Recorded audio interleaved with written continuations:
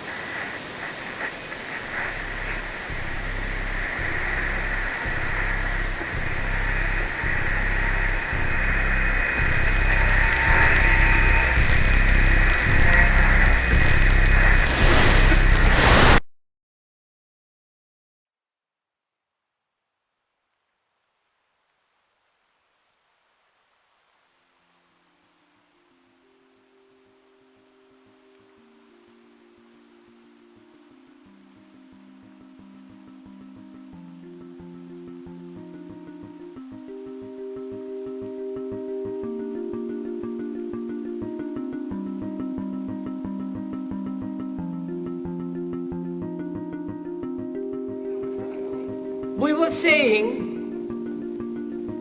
how very important it is to bring about in the human mind the radical revolution. The crisis is a crisis in consciousness, a crisis that cannot anymore accept the old norms, the old patterns, the ancient traditions. And considering what the world is now, with all their misery, conflict, destructive brutality, aggression, and so on, man is still as he was. He's still brutal, violent, aggressive, acquisitive, competitive, and he has built a society along these lines.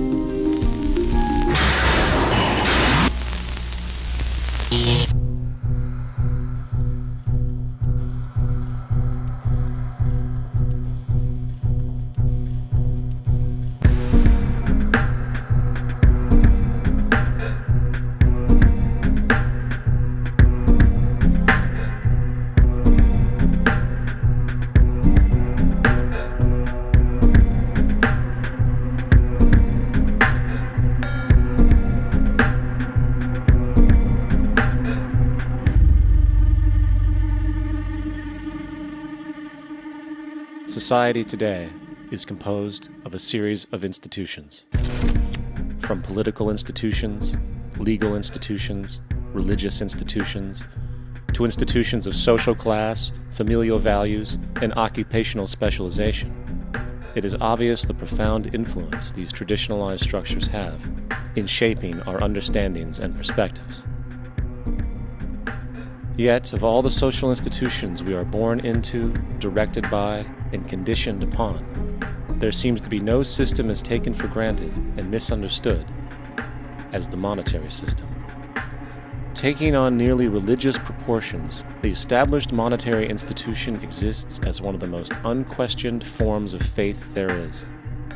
How money is created, the policies by which it is governed, and how it truly affects society are unregistered interests of the great majority of the population.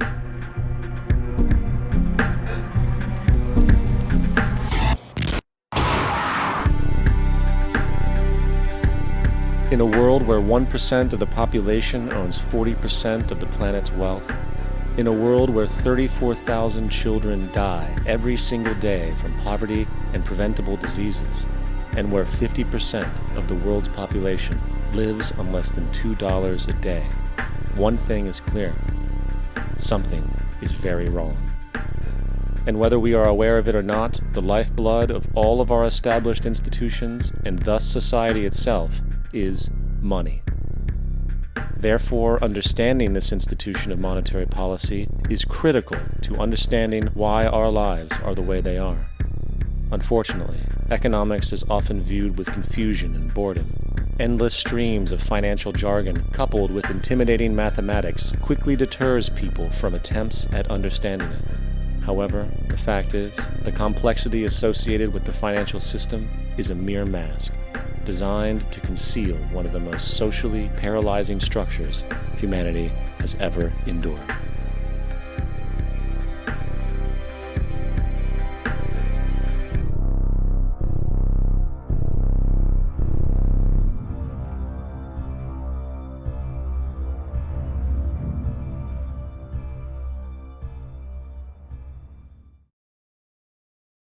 A number of years ago, the Central Bank of the United States, the Federal Reserve, produced a document entitled Modern Money Mechanics.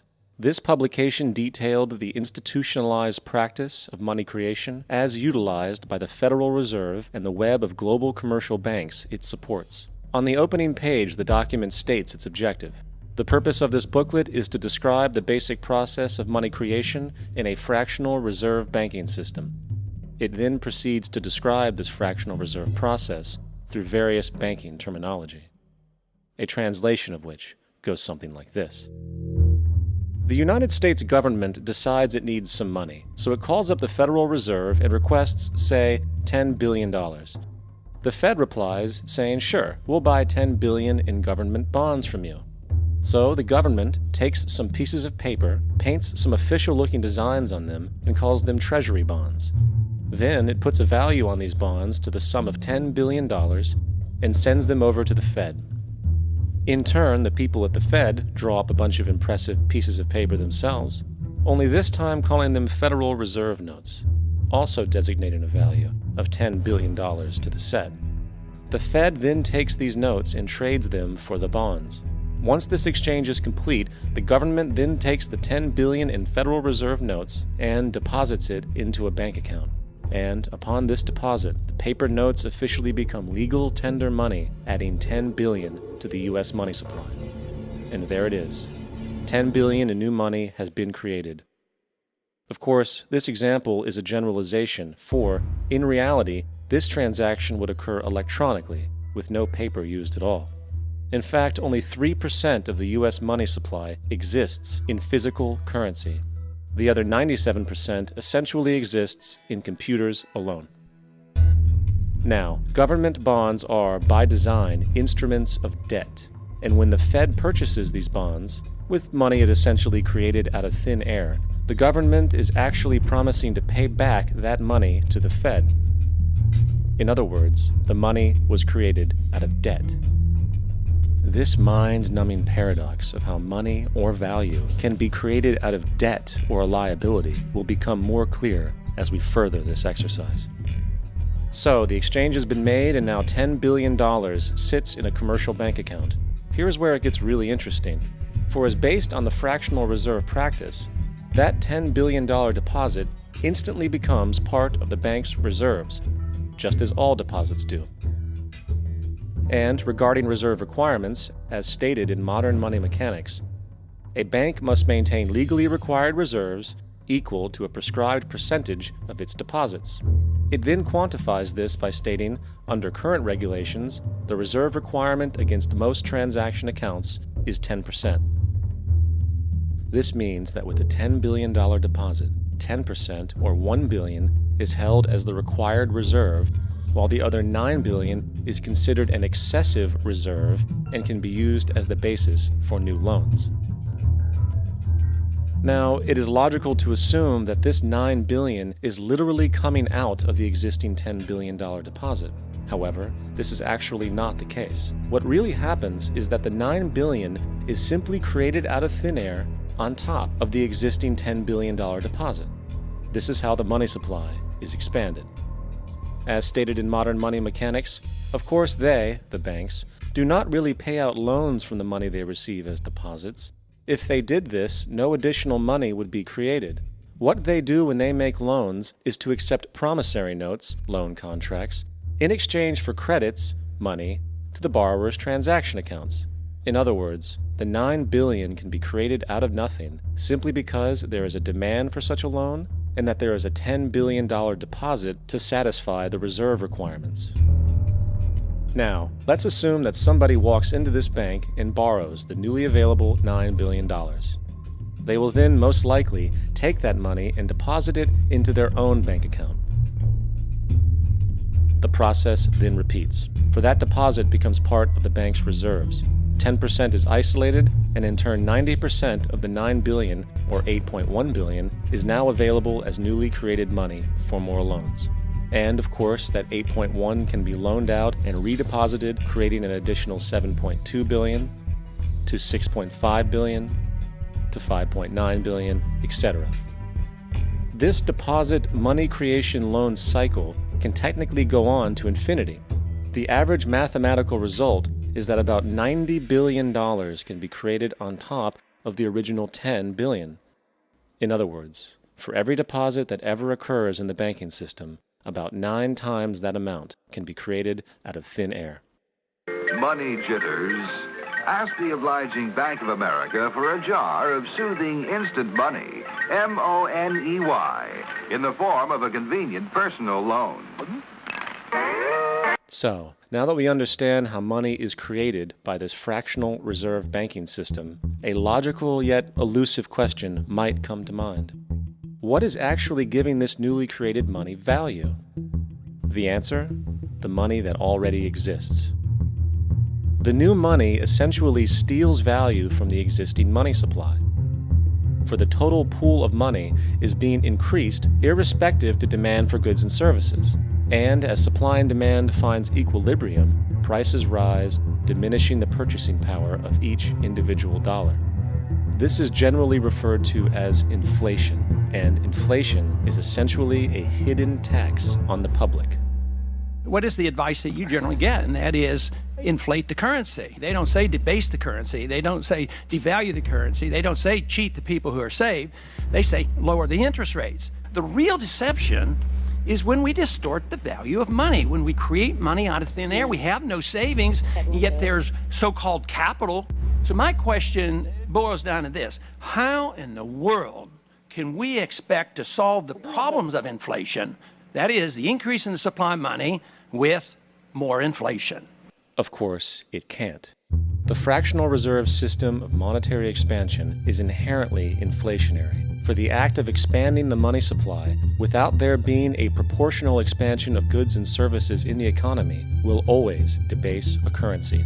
In fact, a quick glance at the historical values of the US dollar versus the money supply reflects this point definitively, for the inverse relationship is obvious.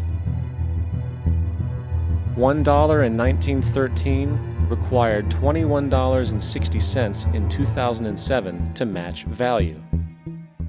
That is a 96% devaluation since the Federal Reserve came into existence. Now, if this reality of inherent and perpetual inflation seems absurd and economically self-defeating, hold that thought, for absurdity is an understatement in regard to how our financial system really operates. For in our financial system, money is debt. And debt is money. Here is a chart of the U.S. money supply from 1950 to 2006. Here is a chart of the U.S. national debt for the same period. How interesting it is that the trends are virtually the same. For the more money there is, the more debt there is. The more debt there is, the more money there is. To put it a different way, every single dollar in your wallet is owed to somebody by somebody. For remember, the only way the money can come into existence is from loans. Therefore, if everyone in the country were able to pay off all debts, including the government, there would not be $1 in circulation.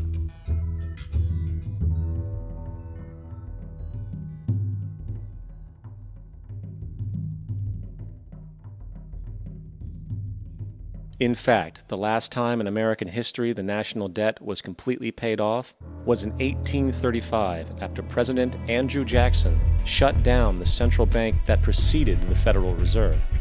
In fact, Jackson's entire political platform essentially revolved around his commitment to shut down the central bank, stating at one point, "The bold efforts the present bank has made to control the government are but premonitions of the fate that awaits the American people, should they be deluded into a perpetuation of this institution or the establishment of another like it." Unfortunately, his message was short-lived, and the international bankers succeeded to install another central bank in 1913, the Federal Reserve. And as long as this institution exists, perpetual debt is guaranteed. Now, so far we have discussed the reality that money is created out of debt, through loans. These loans are based on a bank's reserves, and reserves are derived from deposits. And through this fractional reserve system, any one deposit can create 9 times its original value, in turn debasing the existing money supply, raising prices in society.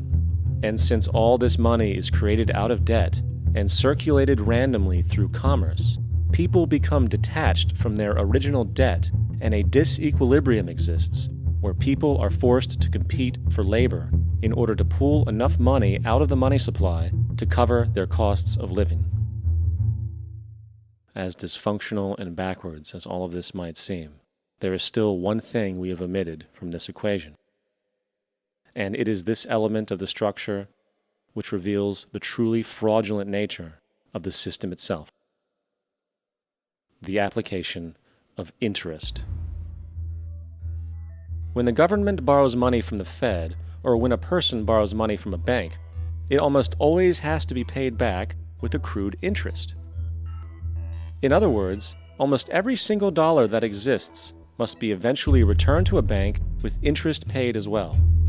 But if all money is borrowed from the central bank and is expanded by commercial banks through loans, only what would be referred to as the principal is being created in the money supply. So then, where is the money to cover all of the interest that is charged? Nowhere. It doesn't exist. The ramifications of this are staggering, for the amount of money owed back to the banks will always exceed the amount of money that is available in circulation. This is why inflation is a constant in the economy, for new money is always needed to help cover the perpetual deficit built into the system, caused by the need to pay the interest. What this also means is that mathematically, defaults and bankruptcy are literally built into the system, and there will always be poor pockets of society that get the short end of the stick. An analogy would be a game of musical chairs, for once the music stops, somebody is left out to dry. And that's the point. It invariably transfers true wealth from the individual to the banks. For if you are unable to pay for your mortgage, they will take your property. This is particularly enraging when you realize that not only is such a default inevitable due to the fractional reserve practice, but also because of the fact that the money that the bank loaned to you didn't even legally exist in the first place. In 1969, there was a Minnesota court case involving a man named Jerome Daly, who was challenging the foreclosure of his home by the bank which provided the loan to purchase it. His argument was that the mortgage contract required both parties, being he and the bank, each put up a legitimate form of property for the exchange. In legal language, this is called consideration.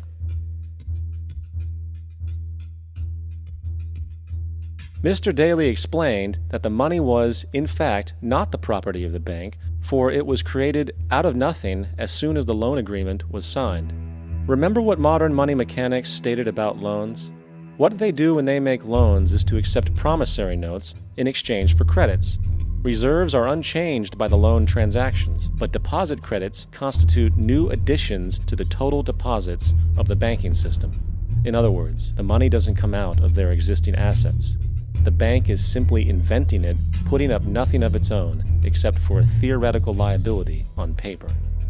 As the court case progressed, the bank's president, Mr. Morgan, took the stand, and in the judge's personal memorandum, he recalled that the plaintiff, bank's president, admitted that, in combination with the Federal Reserve Bank, did create the money and credit upon its books by bookkeeping entry. The money and credit first came into existence when they created it. Mr. Morgan admitted that no United States law or statute existed which gave him the right to do this. A lawful consideration must exist and be tendered to support the note.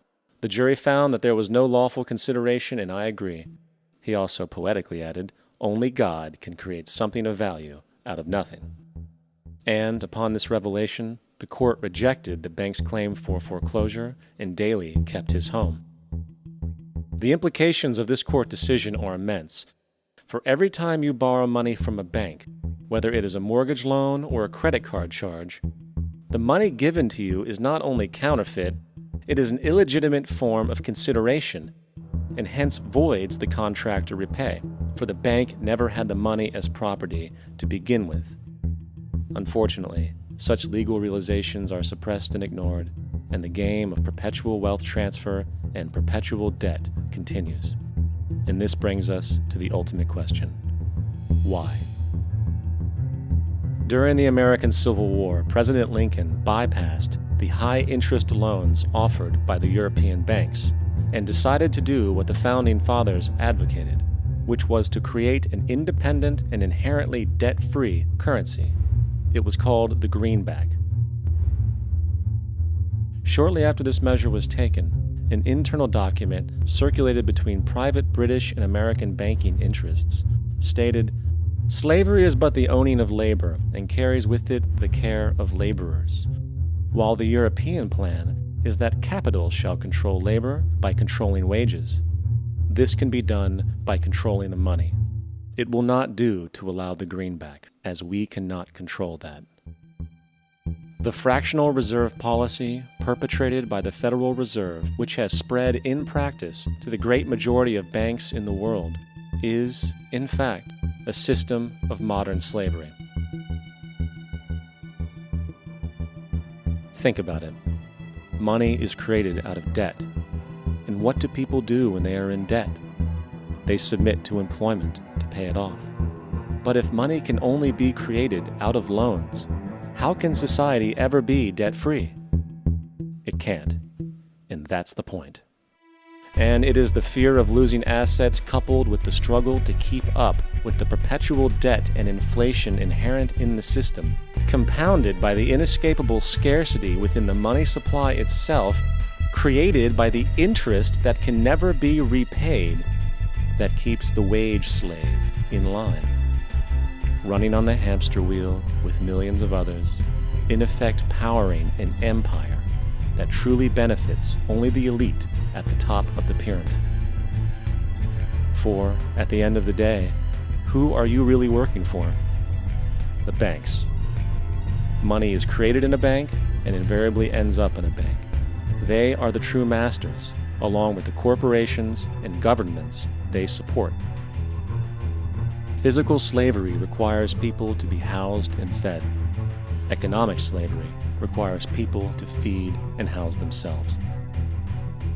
It is one of the most ingenious scams for social manipulation ever created, and at its core, it is an invisible war against the population. Debt is the weapon used to conquer and enslave societies, and interest is its prime ammunition. And as the majority walks around oblivious to this reality, the banks, in collusion with governments and corporations, continue to perfect and expand their tactics of economic warfare, spawning new bases, such as the World Bank and International Monetary Fund, while also inventing a new type of soldier, the birth of the economic hitman.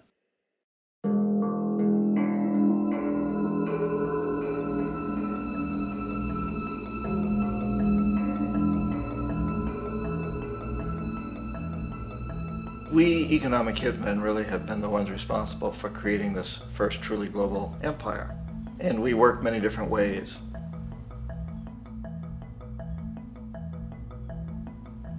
But perhaps the most common is that we will identify a country that has resources our corporations covet, like oil, and then arrange a huge loan to that country from the World Bank or one of its sister organizations. But the money never actually goes to the country. Instead, it goes to our big corporations to build infrastructure projects in that country, power plants, industrial parks, ports, things that benefit a few rich people in that country, in addition to our corporations, but really don't help the majority of the people at all. However, those people, the whole country is left holding a huge debt. It's such a big debt they can't repay it, and that's part of the plan, that they can't repay it. And so at some point, we economic hitmen go back to them and say, listen, you owe us a lot of money, can't pay your debt, so sell your oil real cheap to our oil companies. Allow us to build a military base in your country, or send troops in support of ours to someplace in the world like Iraq, or vote with us on the next UN vote. To have their electric utility company privatized and their water and sewage system privatized and sold to U.S. corporations or other multinational corporations. So there was that whole mushrooming thing, and it's so typical of the way the IMF and the World Bank work, that you put a country in debt, and it's such a big debt it can't pay it, and then you offer to refinance that debt and pay even more interest. And you demand this quid pro quo, which you call a conditionality or good governance, which means basically that they've got to sell off their resources, including many of their social services, their utility companies, their school systems sometimes, their penal systems, their insurance systems, to foreign corporations.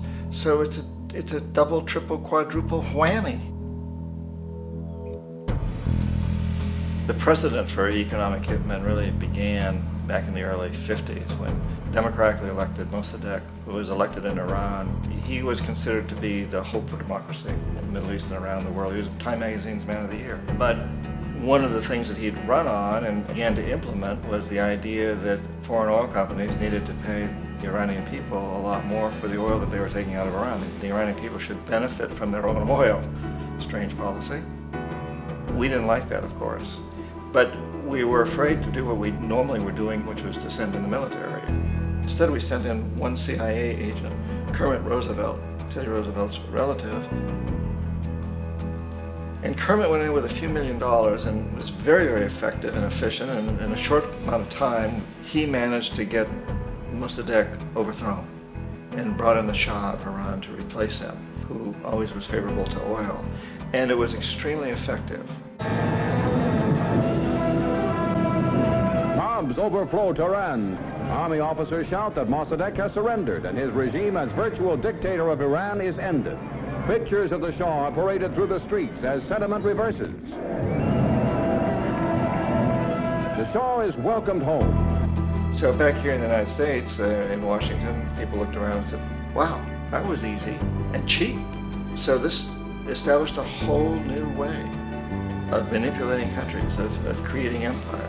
The only problem with Roosevelt was that he was a card-carrying CIA agent, and had he been caught, the ramifications could have been pretty serious.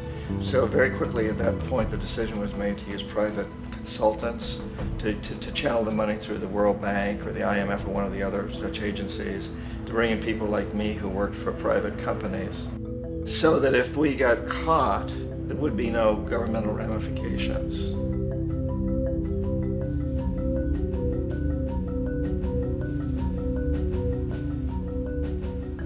When Arbenz became president of Guatemala, the country was very much under the thumbs of United Fruit Company, the big international corporations. And Arbenz ran on this ticket that says, you know, we want to get the land back to the people. And once he took power, he was implementing policies that would do exactly that, give land rights back to the people. United Fruit didn't like that very much.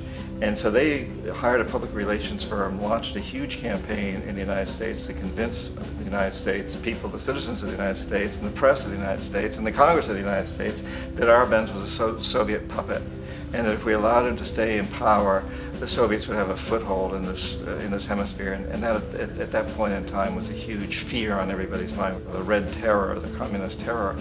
And so, to make a long story short, out of this public relations campaign came a commitment on the part of the CIA and the military to take this man out. And in fact, we did. We sent in planes, we sent in soldiers, we sent in jackals, we sent everything in to take him out, and did take him out. And as soon as he was removed from office, the new guy that took over after him basically reinstated everything to the big international corporations, including United Fruit.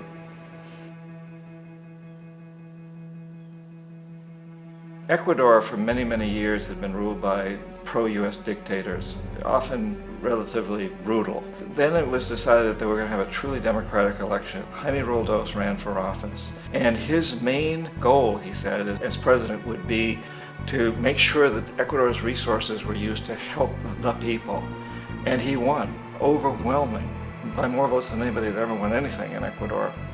And he began to implement these policies to make sure that the profits from oil went to help the people. Well, we didn't like that in the United States. I was sent down as one of several economic hitmen to change Roldos, to corrupt him, to bring him around, to let him know, okay, you can get very rich, you and your family, if you play our game, but if you continue to try to keep these policies you've promised, you're going to go. He wouldn't listen. He was assassinated. As soon as the plane crashed, the whole area was cordoned off. The only people allowed in were U.S. military from a nearby base and some of the Ecuadorian military. When an investigation was launched, 2 of the key witnesses died in car accidents before they had a chance to testify. A lot of very, very strange things that went on around the assassination of Jaime Roldos. I, like most people who've really looked at this case, have absolutely no doubt that it was an assassination. And of course, in my position as an economic hitman, I was always expecting something to happen to Jaime, whether it be a coup or assassination, I wasn't sure, but that he would be taken down because he was not being corrupted. He would not allow himself to be corrupted the way we wanted to corrupt him. Omar Torrijos, president of Panama, was one of my favorite people. I really, really liked him. He was very charismatic. He was a guy who really wanted to help his country. And when I tried to bribe him or corrupt him, he said, look, John, he called me Juanito. He said, look, Juanito, I don't need the money. What I really need is for my country to be treated fairly. I need for the United States to repay the debts that you owe my people for all the destruction you've done here. I need to be in a position where I can help other Latin American countries win their independence and be free of this terrible presence from the north that you people are exploiting us so badly. I need to have the Panama Canal back in the hands of the Panamanian people. That's what I want. And so, leave me alone. Don't try to bribe me. It was 1981, and in May, Jaime Roldos was assassinated. And Omar was very aware of this. Torrijos got his family together and he said, I'm probably next, but it's okay because I've done what I came here to do. I've renegotiated the canal. The canal will now be in our hands. He just finished negotiating the treaty with Jimmy Carter. In June of that same year, just a couple of months later, he also went down in an airplane crash, which there's no question was executed by CIA-sponsored jackals.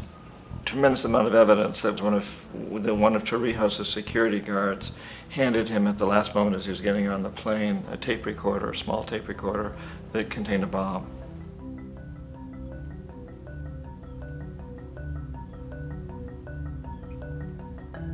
It is interesting to me how this system has continued pretty much the same way for years and years and years, except the economic hitmen have got better and better and better. Then we come up with, very recently, what happened in Venezuela.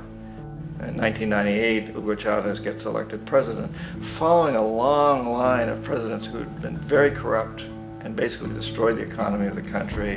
And Chavez was elected amidst all that.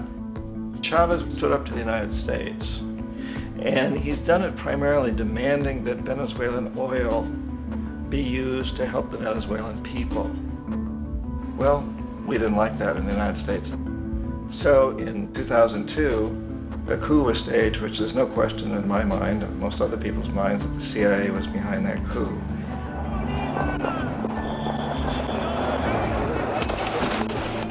The way that that coup was fomented was very reflective of what Kermit Roosevelt had done in Iran, of paying people to go out into the streets, to riot, to protest, to say this Chavez is very unpopular.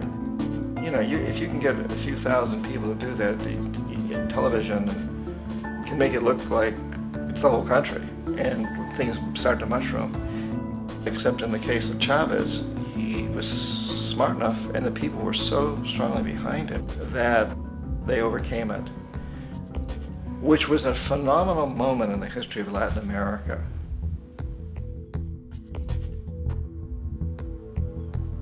Iraq actually is a perfect example of the way the whole system works. So we economic hitmen are the first line of defense. We go in and we try to corrupt governments and get them to accept these huge loans, which we then use as leverage to basically own them. If we fail, as I failed in Panama with Omar Torrijos and in Ecuador with Jaime Roldos, men who refuse to be corrupted, then the second line of defense is we send in the jackals. And the jackals either overthrow governments or they assassinate.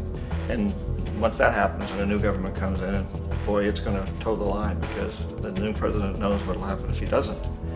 In the case of Iraq, both of those things failed. Economic hitmen were not able to get through to Saddam Hussein. We tried very hard. We tried to get him to accept a deal very similar to what the House of Saud had accepted in Saudi Arabia, but he wouldn't accept it.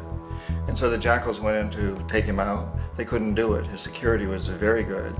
After all, he had one time worked for the CIA. He'd been hired to assassinate a former president of Iraq and failed, but he knew the system. So in '91, we send in the troops and we take out the Iraqi military. So we assume at that point that Saddam Hussein is going to come around. We could have taken him out, of course, at that time, but we didn't want to. He's the kind of strong man we like. He controls his people. We thought he could control the Kurds and keep the Iranians in their border and keep pumping oil for us. And then once we took out his military, now he's going to come around. So the economic hitmen go back in the 90s without success. If they'd had success, he'd still be running the country. We'd be selling him all the fighter jets he wants and everything else he wants. But they couldn't, they didn't have success.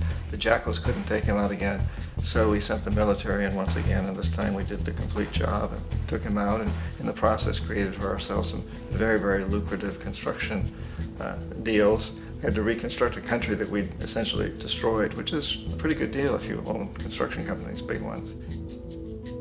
So, you know, Iraq shows the three stages. The economic hitmen failed there, the jackals failed there, and as a final measure, the military goes in. And in that way, we've really created an empire, but we've done it very, very subtly. It's clandestine. All the empires of the past were built on the military, and everybody knew they were building them. So that the British knew they were building them, the French, the Germans, the Romans, the Greeks.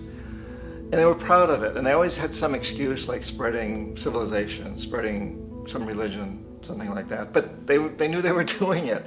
We don't. The majority of the people in the United States have no idea that we're living off the benefits of a clandestine empire, that today there's more slavery in the world than ever before. And then you have to ask yourself, well, if it's an empire, then who's the emperor? Obviously, our presidents of the United States are not emperors. An emperor is someone who's not elected, doesn't serve a limited term, and doesn't report to anyone, essentially. So you can't classify our presidents that way. But we do have what I consider to be the equivalent of the emperor, and it's what I call the corporatocracy. The corporatocracy is this group of individuals who run our biggest corporations, and they really act as the emperor of this empire. They control our media, either through direct ownership or advertising.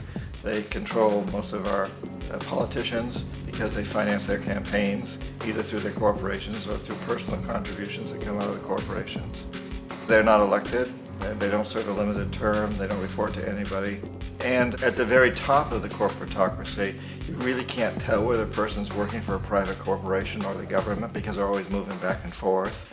So, you know, you've got a guy who one moment is the president of a big construction company like Halliburton, and the next moment he's vice president of the United States, or the president who is in the oil business. And this is true whether you've got Democrats or Republicans in the office. You have them moving back and forth through the revolving door.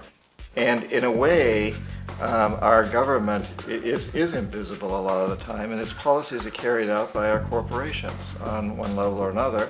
And then again, the policies of the government are basically forged by the corporatocracy and then presented to the government. They become government policy. So it's an incredibly cozy relationship.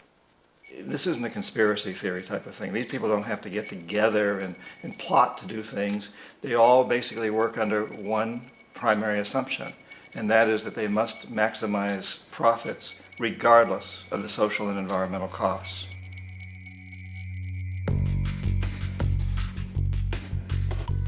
This process of manipulation by the corporatocracy through the use of debt, bribery, and political overthrow is called globalization. Just as the Federal Reserve keeps the American public in a position of indentured servitude through perpetual debt, inflation, and interest, the World Bank and IMF serve this role on a global scale. The basic scam is simple. Put a country in debt either by its own indiscretion or through corrupting the leader of that country, then impose conditionalities or structural adjustment policies, often consisting of the following. Currency devaluation. When the value of a currency drops, so does everything valued in it. This makes indigenous resources available to predator countries at a fraction of their worth. Large funding cuts for social programs. These usually include education and healthcare, compromising the well-being and integrity of the society, leaving the public vulnerable to exploitation. Privatization of state-owned enterprises.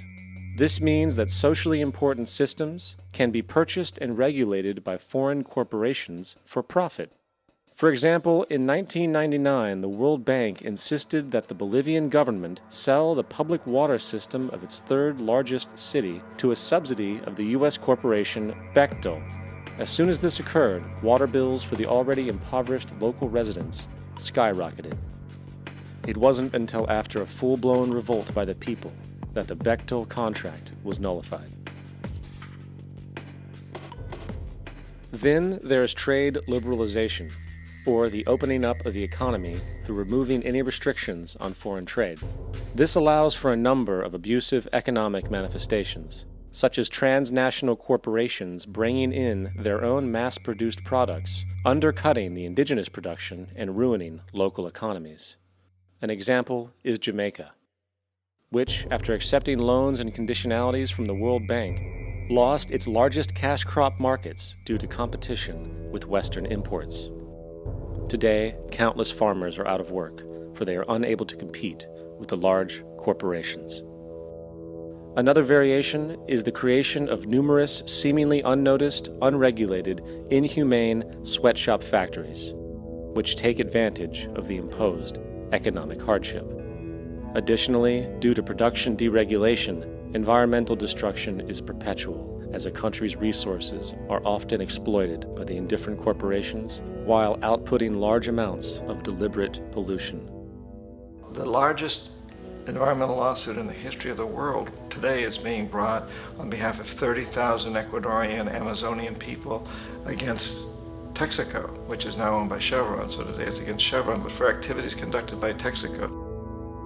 Estimated to be more than 18 times what the Exxon Valdez dumped into the coast of Alaska. In the case of Ecuador, it wasn't an accident. The oil companies did it intentionally. They knew they were doing it to save money out there rather than arranging for proper disposal.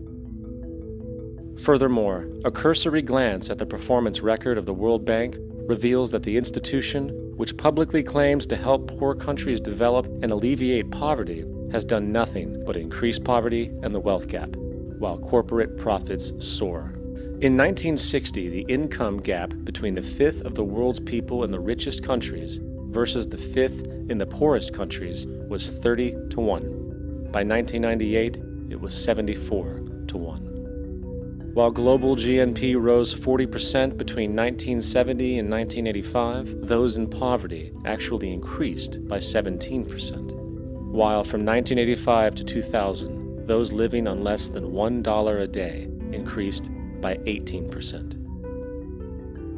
Even the Joint Economic Committee of the U.S. Congress admitted that there is a mere 40% success rate of all World Bank projects.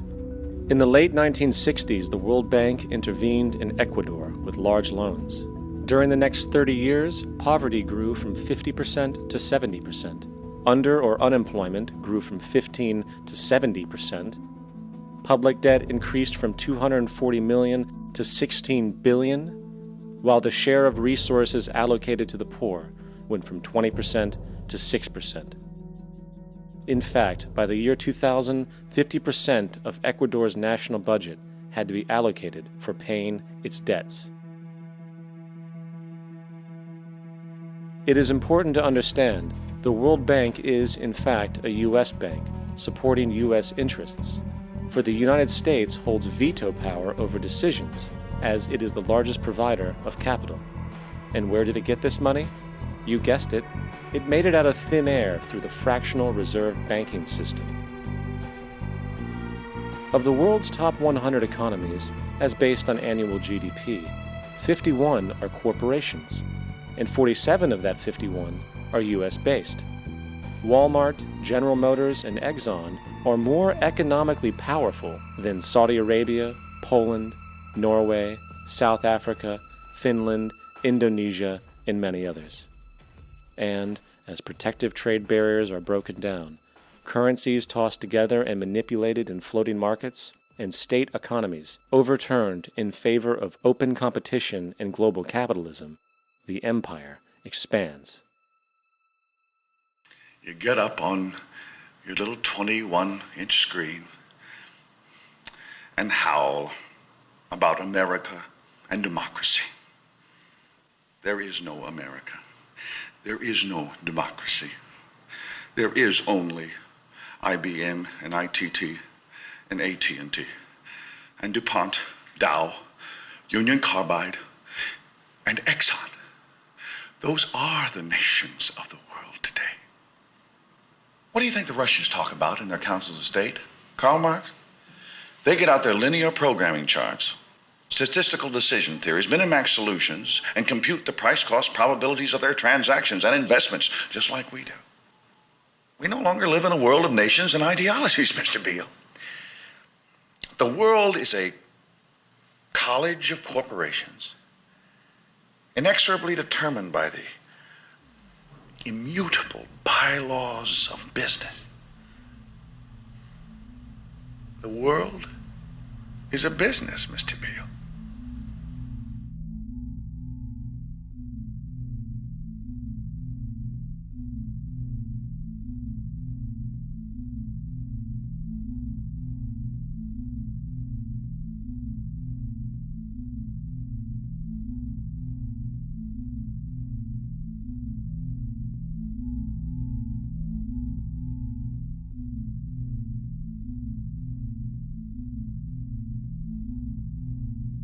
The world is being taken over by a handful of business powers who dominate the natural resources we need to live while controlling the money we need to obtain these resources. The end result will be world monopoly, based not on human life, but financial and corporate power. And as the inequality grows, naturally more and more people are becoming desperate. So the establishment was forced to come up with a new way to deal with anyone who challenges the system. So they gave birth to the terrorist. The term terrorist is an empty distinction, designed for any person or group who chooses to challenge the establishment. This isn't to be confused with the fictional Al-Qaeda, which was actually the name of a computer database for the US-supported Mujahideen in the 1980s.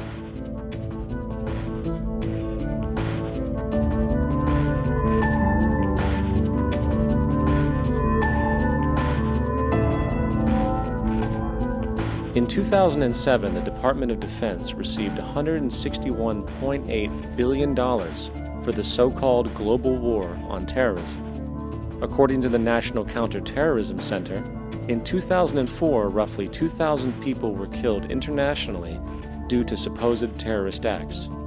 Of that number, 70 were American. Using this number as a general average, which is extremely generous, it is interesting to note that twice as many people die from peanut allergies a year than from terrorist acts. Concurrently, the leading cause of death in America is coronary heart disease, killing roughly 450,000 each year. And in 2007, the government's allocation of funds for research on this issue was about $3 billion.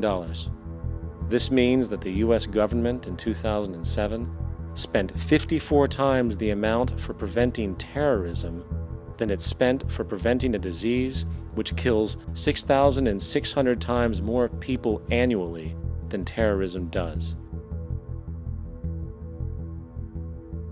Yet, as the name terrorism and Al-Qaeda are arbitrarily stamped on every news report relating to any action taken against U.S. interests, the myth grows wider. In mid-2008, the U.S. Attorney General actually proposed that the U.S. Congress officially declare war against the fantasy. Not to mention, as of July 2008, there are now over 1 million people currently on the U.S. terrorist watch list.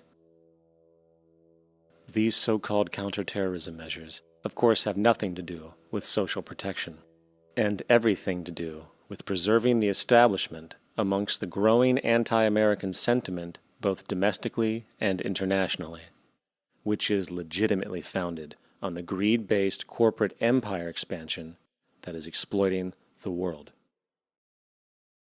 The true terrorists of our world do not meet at the docks at midnight or scream Allah Akbar before some violent action. The true terrorists of our world wear $5,000 suits and work in the highest positions of finance, government, and business.